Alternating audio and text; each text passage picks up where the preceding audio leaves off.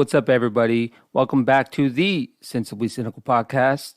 I'm so stoked for this episode. I know I say that a lot, but especially this time, Sineo returns to the podcast. He talks about, his new music, talks more about his mask, which, is kind of his symbol. I mean, Sineo is doing it big over there in San Francisco. He also talks about mental health. So this is a great episode. But before I get to my interview with Sineo, let's get the advertisements out of the way.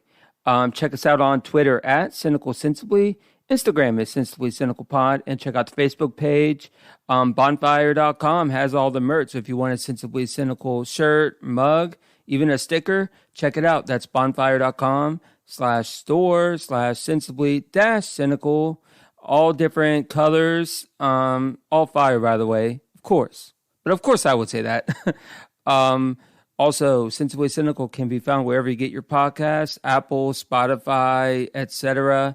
Please rate, subscribe, and review. Did that in a little weird order, but you get the picture. Now, to my interview with Sineo. Enjoy. All right. I called him, and he said he would do it in a heartbeat. Sineo, the rapper out of San Francisco. What's going on, man? Nothing much. Just working, grinding. A lot going on, a lot of new things. Well, I appreciate you doing this. Space and opportunity again. This is, Yeah. it's Well, appreciated. I did some math, not my strong suit, but we're recording this on the 27th of January, so it was exactly 6 months and 11 days since your last appearance. Okay. I mean, a lot changes quickly, so Yeah. How's life been treating you, man? life has been great. Recently became a father. Oh, congratulations. Boy, it's the end of September. Wow. Is an amazing, like, I mean, it's life changing, but it's also like the evolution for me is just like it's just growth. That's really what it comes down to. Is just you manifest what you want, and this is something that I wanted, and now that I'm here, I'm so appreciative of what is happening. So yeah. Yeah, man. You know how I feel about you as a person, and the fact that I literally asked you how many days ago was it? That's probably like a week ago. I think it was like a record for me on a guest. I usually I usually plan like way ahead, but I was like, you know what? I was looking at my schedule and I was like, oh shit, what am I gonna do? And I was like, you know what? I want to talk to this guy again. He's awesome. Let's do it. No, most definitely. Um, I totally understand. I mean, having had done a podcast that I recently wrapped up, 125 episodes, by the way. Um, wow. the the the lesson learned about guests, right, is when you're Hmm. all on your own, Right. like we had a relatively small team. It was really the three and a half of us. And the coordination of interviews really came down to my team members, and that was difficult. So, hats off to you, to continue to persevere, to overcome, because it's not easy. Because I've definitely had those Hmm. last minute clutch moments where Well, a guest would drop in my lap the night of, the day of the recording before. So, mhm. Well, I would have asked you to come back in anyways.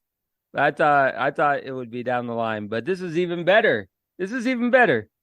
I mean, as many times Um, I'm more than well, I appreciate that. I know Stoner the villain and I are real close, and he's a good friend of mine. So, and I feel like you and I are, we get along. So, let's make it happen. Um, let's talk about Forgotten. I like that. And it seems like slow vibes, right? Am I right on that? Like, talk about the messaging behind that song. so when it so Forgotten is from a collection of songs that I did with a producer named Tulip.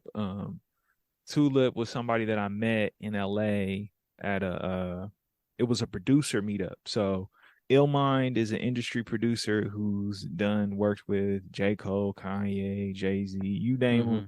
He's had some he's done something, right? So he had this producer meetup. I went to LA. It was the second time to go into one of these things. And, we all connected, like it clicked. Like it was something, Mm-hmm. this instance where the networking of it just grew. So that was October 2019. 2020 hits, we're all on shutdown mode. And almost a year later, I'm just grinding away. Like it's the summer. George Floyd just happened. Like there's all this Mm-hmm. information in the air. So I'm knocking out songs. I'm knocking out like projects within a weekend. And in one of these weekends, it was like back to back. I did like 3 projects. He reached out to me after seeing me post like 2 of them and was like, yo, can I send you some stuff? He sent me some stuff. And immediately I recorded about 7 songs. And Forgotten was one of those songs where, yeah, like the energy, if you listen to any of my music, you'll see that the production shifts and changes on a whim. You know, whoever the producer is, I've maintained the philosophy. I seen the Lil Wayne documentary that was never released like officially, and he had some very heavy quotes that were like impactful to me to this day. And one of them was, you know, people, it was about stress, and to paraphrase it, it was like people stress about like, oh, where we gonna live, what we gonna eat. All I have to stress about is rapping. Like that's it. Like I don't have to stress about those other things. I just have to stress about rap. Yes, People mix and mastering, you know? need that. For me, yes. But for Wayne in this moment, it was about like, uh all I have to do is just get on the beat. Like I don't need the right moment. I don't need the right look. All I need to do is just hop on the track and just spit some verses. And to me, I took that to heart where I never wanted to be in a position where I was like, oh, I ain't feeling it. Cause he literally said, he was like, well, I'm supposed to be like, I ain't feeling it. Like, I don't have time for that. Like, I get to do this. And I was like, I'm gonna maintain that same level of like perspective where I'm not gonna see Mm-hmm. everything as me being picky or choosy. I'm gonna be happy and thankful anybody wants to take the time to reach out and send me something. So me, it was like, let me give my all to these tracks. And with these tracks in particular, I wanted it to be a modern sound, right? So when it came to these tracks, I was like, I'm gonna approach a modern sound, and what I'm gonna do is I'm gonna be affirming. I'm gonna be mindful of the energy that I'm bringing. So the song "Forgotten," the hook Mm. is, oh, and I could cuss on here, right? Yeah, I mean, go for it, man. So the hook is working harder than a motherfucker. Y'all forget getting paid off my losses, double up off regrets. It don't matter what the cost is. Pay me all my respects. When it come to getting money, you can call me collect. Now that last line, definitely for the millennials, for those that know, 10 10 3 2 1 call collect, 1-800 call collect. Um, it's just one of those things where I wanted to take everybody's talking about entrepreneurialism, everybody's making investments. Robinhood became this big thing.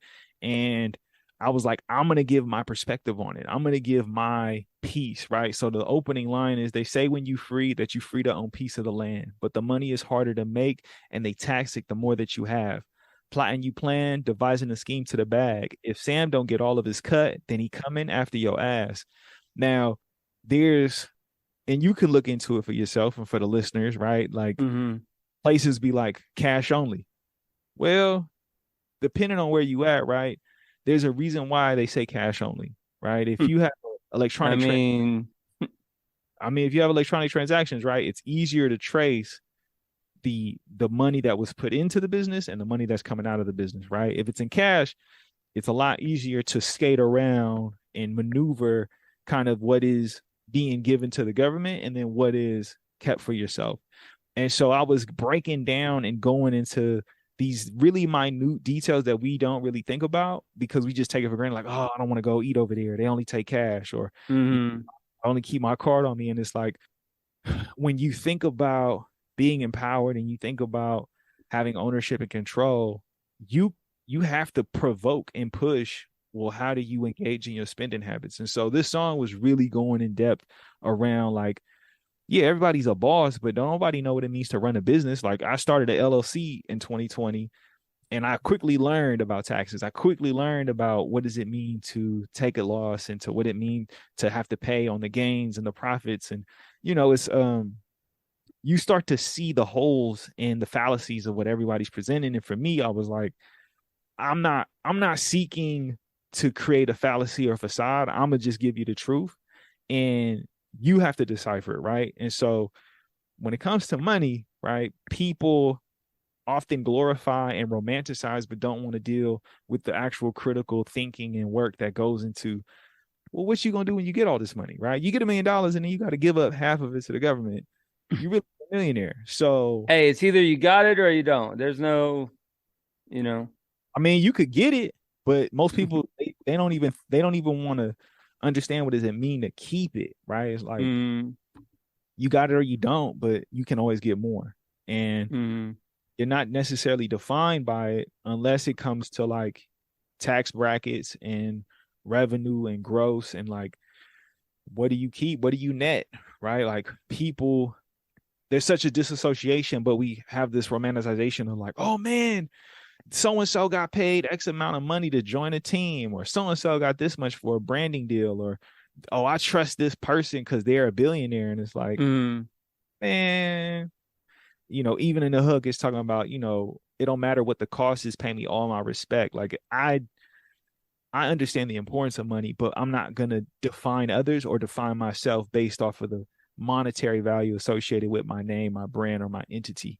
And so, yeah, that's forgotten. That's what I appreciate about you is that, a lot of people don't look at things like with thought nowadays. You know what I mean? A lot of people are too busy with their 9 to 5s or on Twitter and, they try to fit everything in 90 characters or whatever it is, and they don't like think about things that much anymore. It doesn't seem like it anyways. No, I mean, it's so real because in my opinion, in my perspective, it's becoming harder and harder to intervene, like to really have real intervention on critical thought and critical thinking. Like, I don't know if I mentioned it the last time we met, but the documentary Century of the Self, I always refer to for people because uh I'm not sure if I'm not sure if you mentioned that to me or not. okay, so Century of the Self, right, is a documentary that details kind of how modern media and marketing operates, like how Mm-hmm. promote and advertise, and how it was based off of a lot of the principles and fundamental practices of Sigmund Freud, right? So Sigmund Freud is a very popular psychologist that people refer to when it comes to breaking into the understanding of the mind and the way people think, dreams, your subconscious, your upbringing, how you're raised, like all these fundamentals that we now people talk about mental health. And in my lifetime, it's been relatively more common to talk about it, but what they don't understand, Mm-hmm. concept and core like practices of mental health have been incorporated in marketing and advertisement since World War II. So Mm-hmm. people are just now engaging with mental health, but when you think about it, mental health has been in existence this whole time. It's just the way that you've been engaged with it is through the promotion and selling of different items, goods, and services. So people in general can't really think critically because they've been conditioned to be more of a consumer than they are a creator, a provider, a producer, right? It's like we want you to buy, especially in the common American society, United States practice of engagement is like Mm-hmm. we just want you to just participate in this machine. We don't care about what you think or what you feel. We just want you to be in it. And so, critical thinking, I always reserve space to be like, okay, well, I'm gonna think critically. How do I introduce that in a way that's engaging, entertaining, thought provoking, different? And it can be jarring for a lot of people because they're not accustomed to it. But for me, I can only be me. I can only do what I do. Like music speaks to people past you know what I'm trying to say. Like Oh, I don't. I it's one. what's in there rather than just the actual beat. You're right. It's beyond what the song just be in existence, right? It's like there's songs that exist, and then there's songs that are pushing the envelope of like the moment or the time, right? It's like Mm-hmm. if you give yourself to it, you may take away something else, right? Like in the second verse, I brought up it was by design the red lines divide from the have nots and have what you like. It was have to fight for your rights, denied every chance to have whatever they provide. So people so you probably talk about being a job coach. I was Right. actually a job coach prior to going full time into music. So I was helping transitional age youth getting into the workforce, getting into the work field, getting into competitive employment, getting into secondary, Mm-hmm. kind of education. And so I've been at service to my community as long as I've been doing music. And, Mm-hmm. people, by all means, make what you want to make, do what you want to do. And I can only make what is about me. So, me, I've been a service to my community. I've been a service to my family, my friends, my relationships, whether extremely flawed or Mm-hmm. extremely incredible. It's absolutely me. So my music is a direct reflection of the work and service that I provided to others. And being a job coach, you start to understand, like, people are going through a lot. People are dealing with so much more than they can grasp, more than Mm-hmm. they can handle.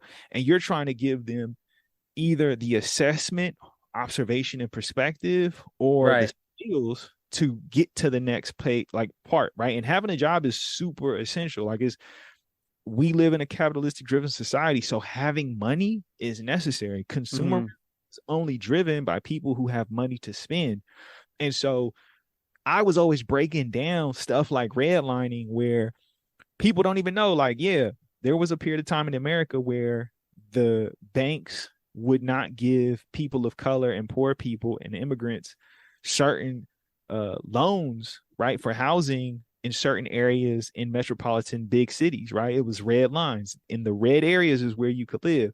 So when you look at the breakdown of wealth over multi generations, right? Like, banks still do this. Like, recently, Bank of Mm-hmm. America just had this whole, like, we'll give you a non-down payment loan, but we have to know where the house is, which, them knowing, is them being able to exclude you from opportunities to getting better, like, plots of land, right? Having the Mm-hmm. most fruitful place to live versus, oh no, it has to be within these particular areas, which is a different way of calling it redlining. Now, in some instances, great. People can't even get money together for a down payment for a home. On the other end, it's like, but you still get to decide where I live, which is Mm-hmm. extension of the practices that were discriminatory and really divisive towards people in the past, right? It's like, oh, this is illegal, but because we doing it under these new conditions, guess what? We're gonna hook you up. And it's like, but how much are you really hooking me up if you can group everyone together who didn't have money for a down payment, who now owns property in the same area, and then say, oh yeah, those people over there, their house is worth this much, versus the people over here who didn't participate in this program, their house is worth this much. So it's an extension of the same horrible practices, but veiled in a way where it's like, oh my gosh, I can get out of here. And it's like, no, no, no. You getting out of one area to get put into another area that is comparable, right? It's comparable. And so, yeah, it's my music is never going to not have a depth of reality and truth and honesty, because they you can get it from so many other people, right? You can get it so many other places, right? Like, the music, like, listen to the beats. The Mm-hmm. themselves are not your typical beats that you're going to have this type of content to. Like, it's just not happening. If you can show me, then more power, because it's going to enlighten and empower me. But I don't see it on the constant. I don't see it accessible or readily available. So for me, it was like, no matter what you give me, I'm always going to give you what's true to me, what's at my core, what's a part of my values. And so, Mm-hmm. yeah, saying that you're a job coach, man, like, my heart goes out to you, because I know it is a tough job. It is not easy. It's, it has its moments. And so Mm-hmm. I understand. I come from that same, like, I've been trying my hands at supporting my community since I was in the community as a kid. So now it's like really diving in on the music and understanding, how do I expand my net to help others in a bigger, Mm-hmm. broader scope. If I can help one person get a life that they didn't have before I started doing that, then, that's worth it. If you can make one person feel a certain way from listening to a song, then I'm sure it's worth it, right? Definitely. So, you know what That's I mean? that's how I really started it, to be 100% transparent. I did music working in a community program. So I was teaching other people how to make music. That was my thing, right? It was like, I'll teach other people how to do it, because it gives them an escape, it gives them an opportunity, it gives them a skill set to find a new path. And I'm like, I'm gonna try my hand at this. I'm gonna do this because I feel it. and a kid found my music online because I would share it with Mm. friends, and I was like, didn't think much of it. And they were like, this is the song I listen to every day. And I could see the plays. It was like on SoundCloud way back in the day. And it like had hundreds of plays. And they were like, like, this is the song I cry to. This is the song that keeps me motivated. And I was like, I could only wish to give somebody that feeling. So now that I know that I can do this, I need to share it with more people and not just keep it reserved to me and my friend group.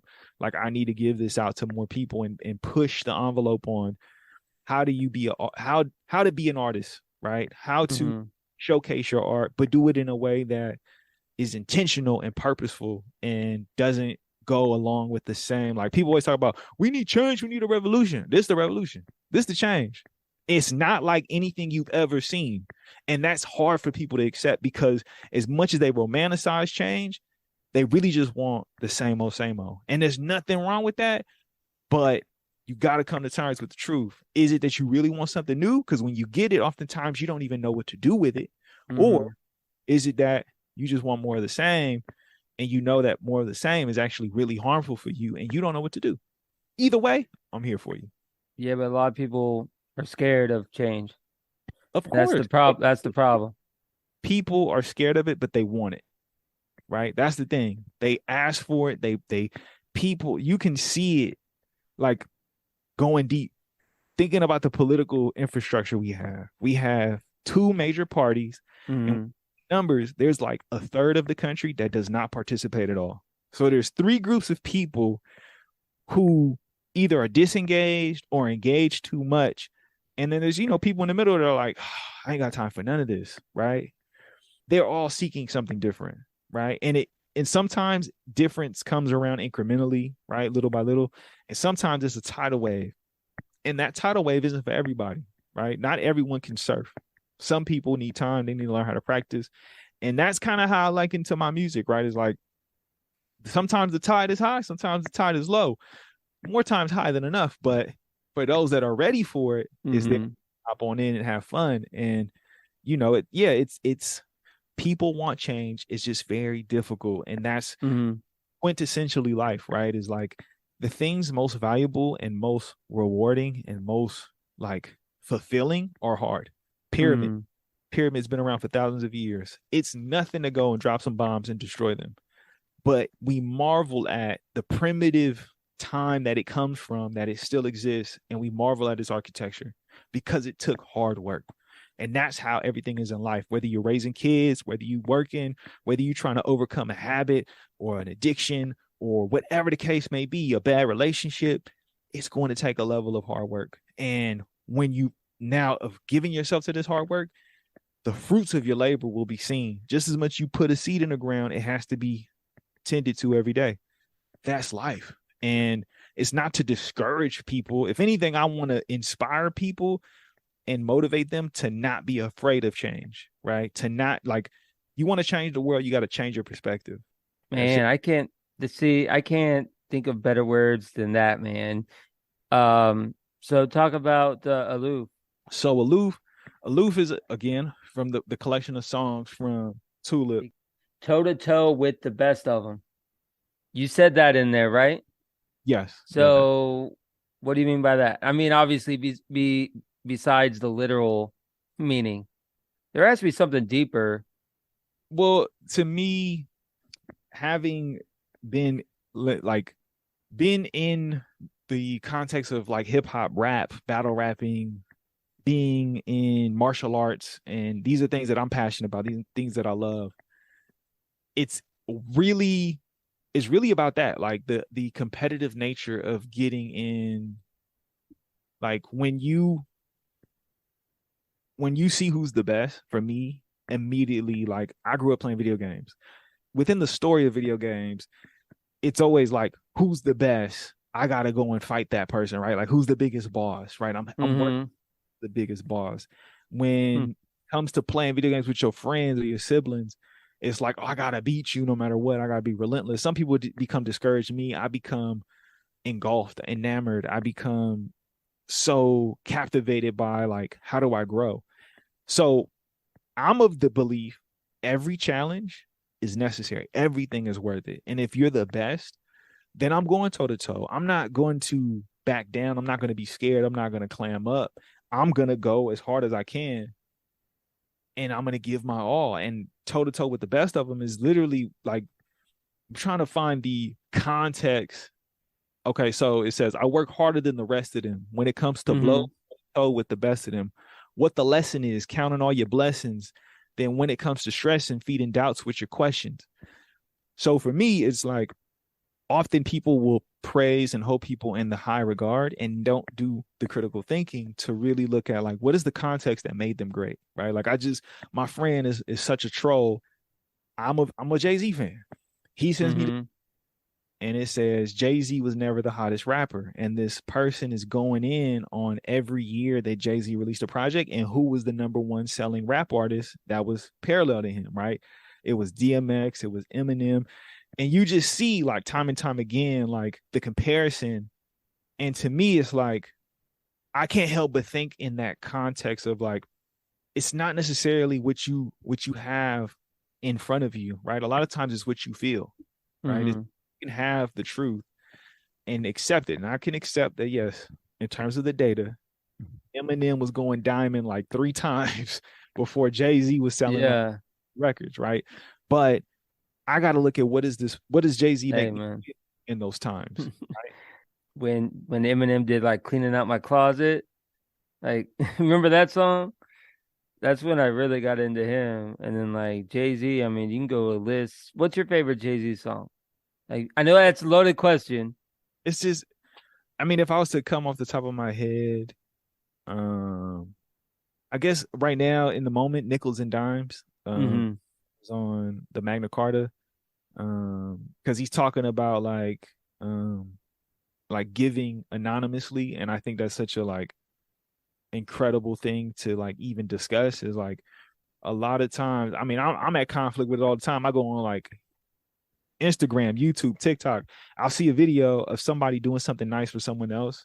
And I feel two ways about it. One, I'm like so inspired and I'm so enamored with this kind gesture. And the other end, I'm like, man, you really just used and leveraged this person to make yourself look better. And it's like, oh, like this is why I choose to remain anonymous. This is why I separate the work I did in nonprofit versus the work that I'm doing as an artist, because I don't want the merit of what I did like to be misconstrued because we are Mm-hmm. individuals and people don't have a level of awareness and comprehension of what that really means, right? So like in the context of nonprofit, I don't want to leverage the people that I've helped to then become my fans. I feel like that's just Mm-hmm.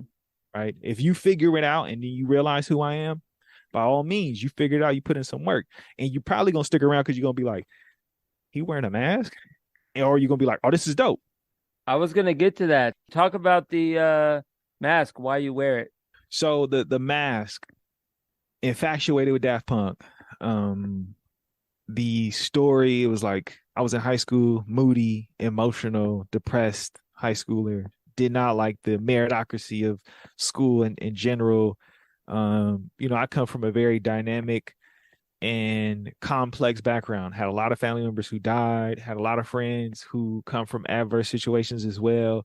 And I had seen two different lifestyles. I was exposed to being in San Francisco, and then 45 minutes outside of San Francisco, there's a place called Pittsburgh. I went to a school called Thurgood. We had a police riot at the time, and I went to Pittsburgh High, and it was like Sweet Valley High. It was like quintessential seventh heaven, most generic thing I could have ever imagined. I was so accustomed to going to school where it was predominantly people of color. Like being white was a minority in my life until I went to Pittsburgh. Then it was like the complete opposite. I was like, where the Asian people at? There ain't no Asian people out here. What the hell is going on? And so to me, it was like a complete culture shock. And I was like looking for something. And I had this friend that I made, and he gave me this CD player that had a bunch of tracks on it. And he was just as depressed as me because we would only meet up at lunch and never, like nothing else. It was only lunch. And so he gave me this CD, and it was like Daft Punk was playing, and I was like, this is amazing. Like, this is so happy. Like, and I started to learn like, oh, they wear masks and they're detached from the concept of fame. And there was a whole mythology behind them. And I was enamored, infatuated, and became a gigantic fan that never left. Every time I would perform and start to do stuff in music, I would immediately like become withdrawn because I didn't like the outside attention. Like, it's one thing to be on the stage because I'm associating with my performance, the words, the song. But then when you're not on the stage and then it's about you and it's like, hey, like that was dope. And like, oh, I recognize you. And I remember one time I was with my friend, we were at Pier 39 at the arcade chilling, and these dudes are circling us. And we're like getting ready, like, oh man, they might try and jump us. We gonna have to fight. And he comes up and he's like, hey, you performed the other night at that event. And I was like, dang, like so taken aback. But then I was also like, I'm no different than you. Like, I just got on the stage, remembered some Mm-hmm. lines, and we're on the same level. Like, there's no need to put me on any pedestal. And I just didn't like the concept and the way that it shifted how we seen people in this concept of like even veiled fame. Like, I remember I did I was a model for a campaign, and people were calling me out of concern because they were like, yo, we just seen the billboard. I'm like, I was just a model. That campaign had nothing to do with me other than me getting a gift card for participating. But I could see how the notoriety changes people's perspective and changes the relationship they have with you, where they think you have something that you don't, or they think they're owed something because of your relationship. And in the dynamic of being at service to the community, it's very easy to leverage the role you play to gain favor. And I never wanted that. I never wanted to be like, oh yeah, I gave you a resource and now you feel like you owe me. I never liked the idea that a lot of these programs would take the saddest stories or the most successful stories and then use them to generate money from other rich people to be like, oh yeah, this kid was beaten and raped and tortured and hurt, and now look, they're going to college and we're responsible. And it's like, no, this kid is responsible for what they did, and the fact that you're going to generate $500,000 and only give this kid about $5,000 is the most egregious, horrible, disrespectful, demeaning, devaluing thing you could ever do to them. And I've seen it multiple times. San Francisco and the Bay Area is known for its nonprofit industry, and that is very common when it comes to fundraisers and the galas, all the galas, all the ballrooms that they rent out.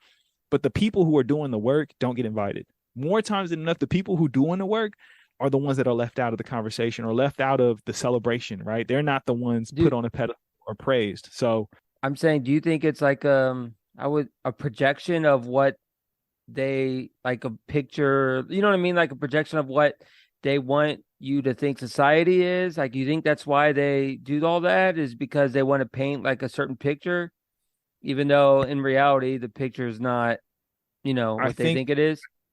when it comes to the reason why they do the galas the way they do, I think it's because it's a low hanging fruit.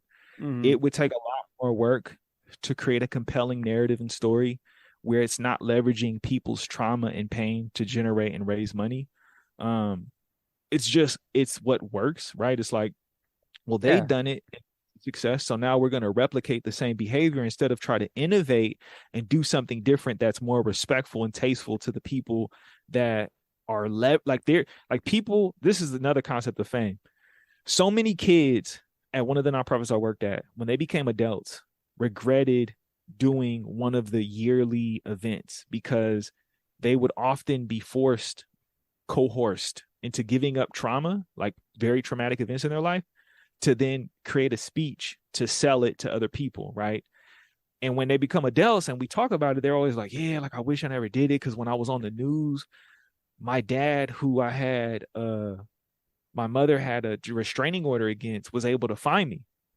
Or, yeah, like when I said all that, and then people come up to me on the street, I'm like, oh, yeah, like I heard your story.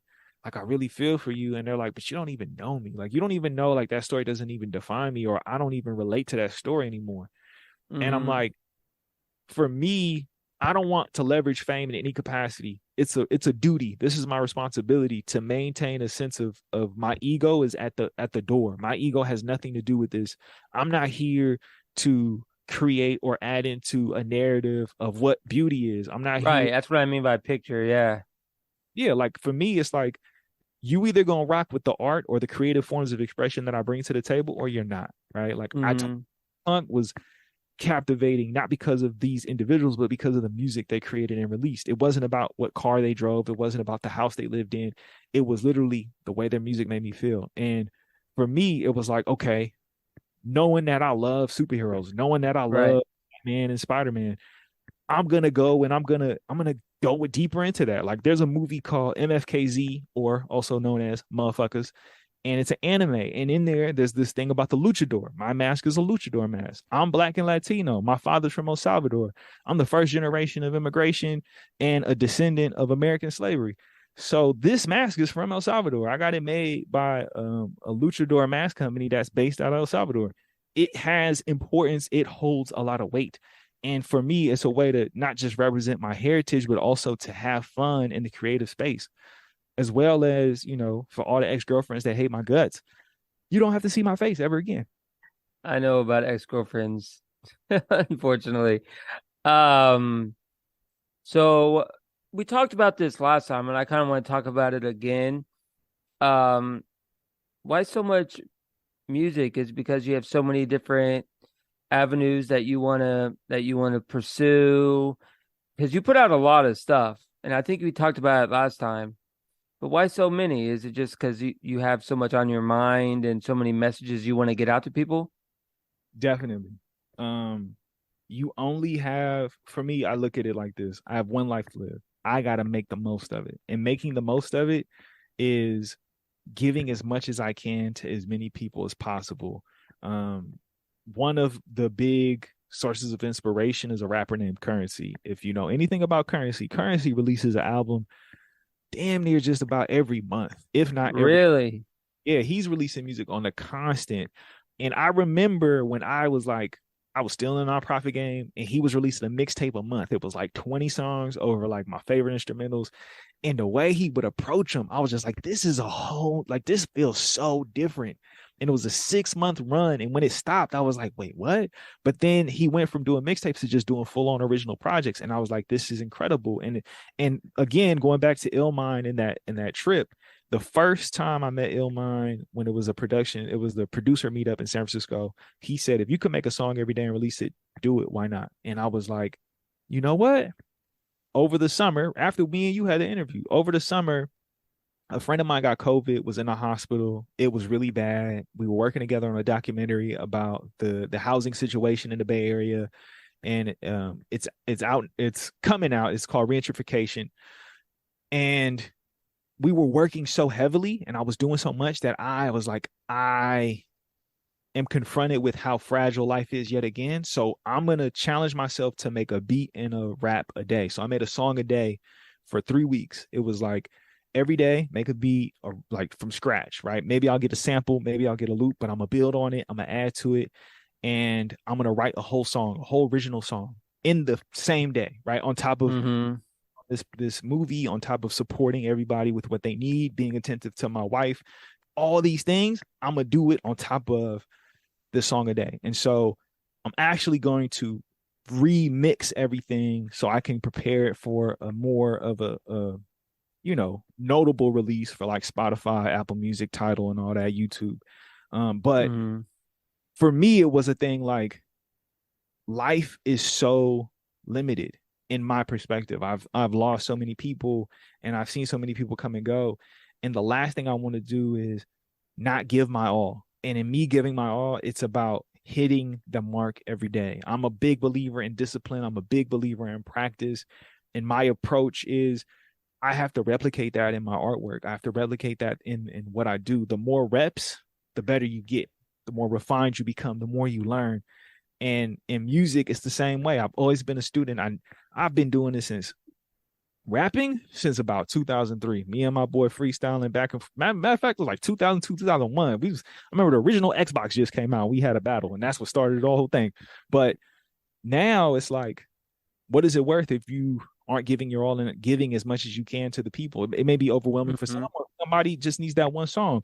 Whatever the case may be, I'm going to provide it and I'm going to give as much as I can. So, I'm working on 3 projects right now. One is wrapped up. I'm mixing it. The other, I'm about to finish the recording this weekend of the last 3, 4 songs, 17 tracks. And then there's a third project that's already finished that needs to be mixed as well. So it's going to be nothing but more music coming. There's going to be an onslaught avalanche of things to come. Mm-hmm. And that's just my approach. Yeah, that's awesome, man. I'm looking forward to hearing the new stuff coming out, man. Last question I got for you. Have you heard feedback from people that appreciate how much you put into this, like the effort and how many songs? Have you heard any feedback that you're like, man, you know? Man, I just the other day, I made a short trailer for a project for another project that's not even a part of the ones I just talked about. That's more personal to me. It's the most personal project because I'm going as deep as possible into who I am. And I shared it with a filmmaker and a photographer that I really appreciate their work, and I was inspired by them to get out there and start shooting. And so I made this small little trailer and I put a song in there that's also in the movie Regentrification called Set Me Free. And he then shared what he's going through and how it relates to the lyrics, right? And so the lyrics is the starting of the lyrics is the emotional reaction from him overpowers me thinking about my own lyrics. That's how important it is for me to like get this right, because it was like every time someone tells me what my music means to them, I'm not ready for what they're gonna say or how they're gonna feel about it. Because I mean, I've had people, the song Trouble, people are like, man, you really made me want to eat vegetables. And then literally they start eating vegetables, like they start bringing their own lunch. But Uh, Hey, as long as they're being real about it, right? And like, you know what I mean? As long as they're not being like fake. it's genuine, right? Like, Yeah, yeah. so this is the song that I was talking about, Set Me Free. It was when my mama getting sick and I'm broke and I'm stuck, looking for a fix, healthcare ain't enough. In the city of the rich, knowing they don't give a fuck. Little kids hitting licks, bit the windows off of luck. Take a chance if you want. Ride out the truck. That's a home run if you on a run. Ain't no time for giving up. Now, if people remember, Rod came out here and his car got broken into, and they said it was like $500,000 worth of jewelry. But that's the same dynamics of me trying to support these kids out here doing those risky maneuvers every day to find a job, on top of them bipping windows, and then trying to be there for my mother who passed away in 2018 from kidney disease, heart failure, diabetes, and trying to navigate a system where if I had more knowledge, had more resources, had more money, maybe things could have been different, right? So often Mm, people who have do not have to worry about being without. You be surprised the things that I've learned in the work that I've done when it comes to the people who have the means and they don't even have to give anything in return for the services they get when it comes to healthcare. Like, it's crazy to me. But that's the world we live in. And so when I shared the song with this friend, they're like, yo, like this hits right now in the moment. Like, this is exactly mm, different. And I'm like, I'm that's all I could ever hope for, is to strike a chord, to make you feel something, right? And it's like mm-hmm. the music that I make is only for that, right? Like, so many times I Right. play a song for somebody and I'm like, where's that at? Like, what? Like, I can't believe you said that. And it's like, I have to. It's my Mm-hmm. responsibility to the world to I may not say it in an interview, but I'll definitely say it in a song. Mm-hmm. And also the other thing that I really want to, applaud you for is that takes a lot of dedication. A lot of people just don't do that. Like, it's very rare to have someone not only put a bunch of content out, but the content is meaningful. Like, some people put a bunch of content out, but then you're like searching all day for meaning behind the words, and it's just crap. And yours is far from that. Each song has its own special, um, message. And you're right, man. Sometimes the people that are doing the dirty work don't get the cred. And then the people that coast, they get all the credit. But in reality, it's probably just a facade. So, you know what I mean? I mean, when it comes to me, what you see is what you get. The only facade Mm, mask. Everything else is as real as possible. All right, Sineo, where can people find you on social media? So you can find me on Twitter, Sineo SFC. You can find me on Instagram, sin.sineo, sin.sineo. You can find me on TikTok, Sineo SFC. You can find me on YouTube, Sineo SFC. Yeah, stay connected, stay fearless, stay familiar, and yeah, stay faithful. I appreciate you coming on the podcast today. Everybody, check out Sineo. He's all over all your music, platforms. Sineo. Hey, Sineo, I have an idea. What's I'm up? not trying to spring this on you, but I don't know if you've listened to any of the podcasts that your boy Stoner the Villain has been on, but a tradition that we have is that he ends the podcast with an acapella. And I was wondering if you would want to do the same. By all means, I would love the opportunity. All right, so I'm going to close here. And this has been awesome. One for the books because the video malfunctions. So yeah, definitely a classic here on the podcast. Um, Signing off, the closeout. This is a bar from one of my favorite rappers, Sineo. Take it away, man. All right, here we go. Even when the odds against me, I still overcome. Overdose from perfection. My words overdone. Um, Man, that got me. I'm so riddled with emotion. But anyways, cooking on a mission, serve nutrition in the slums, education for the changes amplified by my lungs. Food for thought, no GMO. Taking out a giant, no fee fi fo. Keys open doors, play the piano. Um, Dang, I'm really good. You know what? I'm gonna just give you a freestyle in the moment. I'm not even gonna Hey, go do what you do, man. Do what you do. because it's a lot of rap. So we here with Sensibly Cynical and it's Sineo. You can see how it is. I'm in the studio. There's no residual miracles. All I'm giving is ethereal feelings. It's a vision. You can see how I'm in it. Never want to pivot. Go ahead and say it's a gimmick. I'll take you to your limits. They don't even know how to grip it. Losing their kintex or the syntax. They don't know how it goes because I don't flex. I just give it to them complex and perplex. I digress. It's less stress when you this blessed. It's finesse every time that I'm on the mic. I'm the one to go in and sight the light. Never want to have a fight. You can see how the lightning strikes. I'm the one to pay the price. Every time I've been the type to go and change the views, change the hues, change the rules. I ain't never need a crew. I do on my lonesome. They don't know how I do it because I do it so wholesome. They was thinking I'm provoking, didn't know that I'm rolling. Out of my mind, out of my time. Keep a heart on my head. You could see in my eyes. I ain't never been like them. They ain't nothing like sin. SIN to the end. This is how we provoke them. I do it again because I do it to win. I don't do it for them. I just did it to end all of the facades, the fakes. Never needed to cuss. Never had to paint over mistakes. I just give them the stakes. They could go and flip the plate. They don't know who I am. I'm the one to go and skate. Streets of Rage for those that are inclined. Sega Genesis every time that I rhyme. It's 16 bits. You could get it by design. Broke it all down. I give it inside the lines. You feeling the vibe. I'm the one to take it to your mind. Break down in your spine. You don't even know it's divine the way that I shine. I ain't never need to grind. I just do what I do because I do it all the time. So thank you for the moment. And this is bye-bye.